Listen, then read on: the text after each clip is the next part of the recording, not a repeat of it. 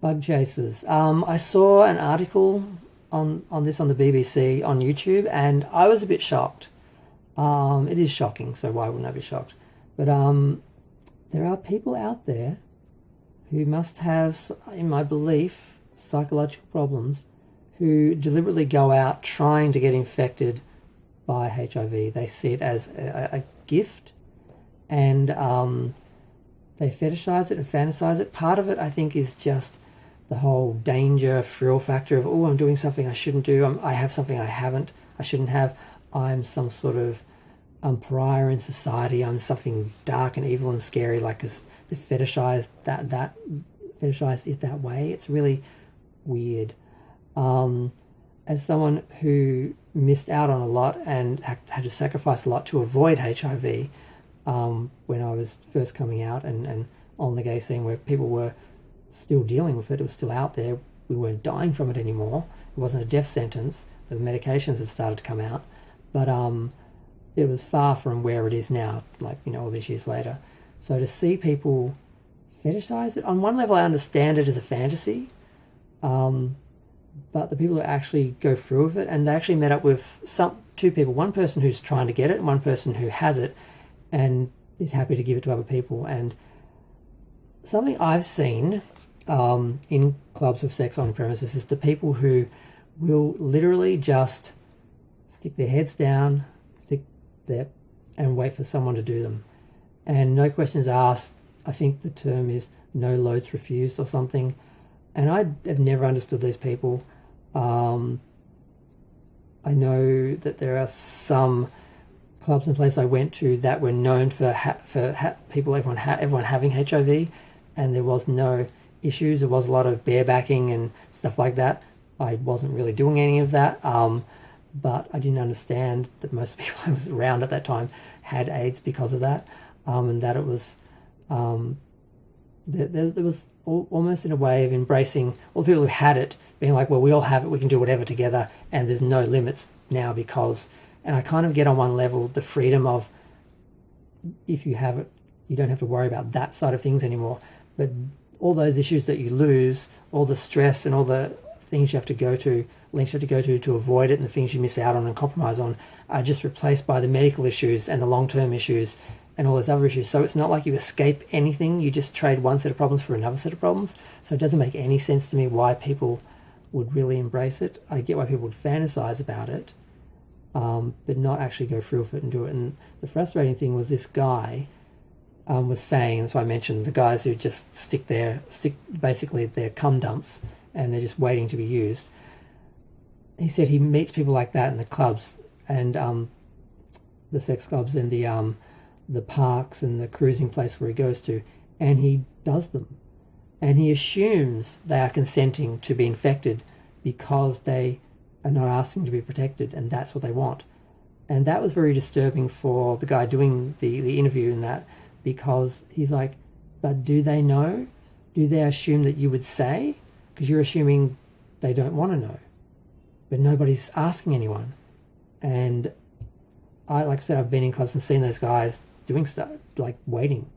And I don't really understand how that works. So don't have HIV, don't have any problems with people with HIV and living with HIV, but I still have no interest in catching it. I have not done the PrEP thing. I had a big argument with one of the main sort of poster boys for PrEP back in a few years ago, who then did get HIV because he was so irresponsible. All he did was slut shame me and accuse people who didn't take PrEP for spreading HIV.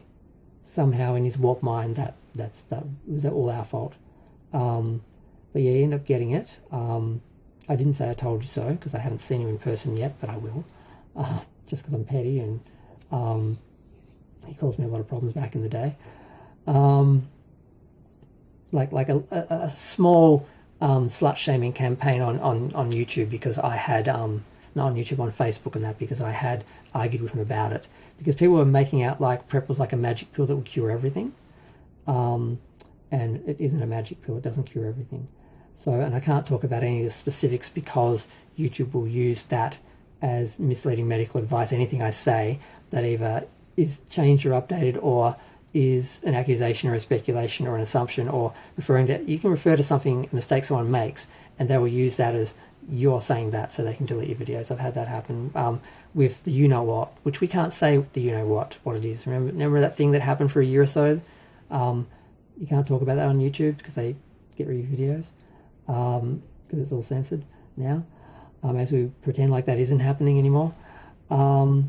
So yeah, I don't know where I was going with that, but just I haven't embraced that side of things. I didn't embrace that side of things because even though the risk is minimal, the STDs are still an issue, and I just don't want to have to think about it. I don't want to have to worry about it. And there has been a huge shift in gay culture and sexual health in the last 5 or 10 years thanks to certain medications, and they have been misrepresented in some ways, but they also have been, embraced in other ways, effectively and properly. So it's just a big complicated mess really at the moment. And now with you know what, and recently there was also the monkey issue with certain disease that was going around, particularly in the gay community, because of the behaviour of certain people and certain cultures. And part of it is that bug chasing, hedonistic, not caring. I don't know if it's a denial or just I don't intend to live long, so I'm not going to worry about this, even though I'm going to be a drain on the public eventually when they have to take care of me when I'm old and sick. Just the irresponsibility, the delusion, the fantasy. It's just a bizarre cult, the bug chasing cult, and also the sort of barebacking sort of culture as well, which just, I wish I could talk more in detail about it, but I can't because YouTube will delete my videos based on medical misinformation if I mention anything specific, because that's what they do. But yeah, I'm going to go. Feel free to share, like, comment, subscribe. Let me know what you think of this bizarre subculture. Now, how big it is, I think it's very small. I think there's a fair amount of people fantasizing about it, but very few that go through with it. I mean, HIV infections are down. We're doing a very good job of that, mostly because of the medications. People aren't able to transmit it if they want to. But a lot of the people who do catch it in this subgroup don't take the medications because they don't want to, and they want to be this weird thing. It sounds like a lot of the anti-vaxxers, where it's like, I don't believe in this, I don't need it, I'm going to be fine, I'm not going to do that, I'm not going to let these people give me these medications. And it's a bizarre tiny little cult of people, in my humble opinion, the bizarre cult part. But it does seem to be a minority within a minority within a minority. But those people are actively spreading HIV within that little group, and I guess it's a small amount of people, but it's still disturbing when you think about it. And some of the arguments, like this guy was saying, well, if I die, I've paid medical insurance my whole life, I expect them to take care of me, but I'm not taking the medications. I'm just going to die if it kills me. And I'm like, what is that? Like, that has to be some level of self-destructive, self-hating, nihilistic, death wish, psychosis there somewhere, the people who think like that, and get off on it. But I'm going to go because I don't know enough about this to really get into it, but it's just weird and fascinating, and I have no interest in it. The only thing I can relate to is a couple of times when I thought I had been infected and was waiting 3 months for the tests to be clear, like you had to, which was hell. We don't have those issues today, but a while ago, not that long ago, we did. And I had to think, okay, if I have it, what does this mean now? And I tried to look at the good side, I don't have to worry about getting it anymore. I don't have to worry about a lot of things that you had to do. And there would be a whole bunch of guys who would be available to me who would not have the same sort of issues and hang-ups that we had because, we were trying to avoid something that they've already all got.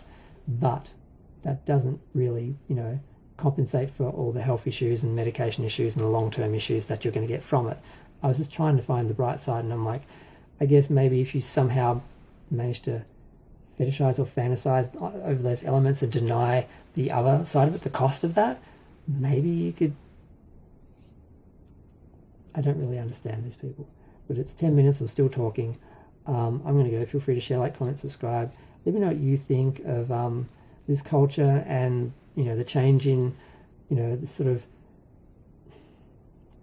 small sexual revolution that certain pills gave people, and how realistic that was long term, and how well that worked out, and how that affected other things like STDs and sexual health and so forth.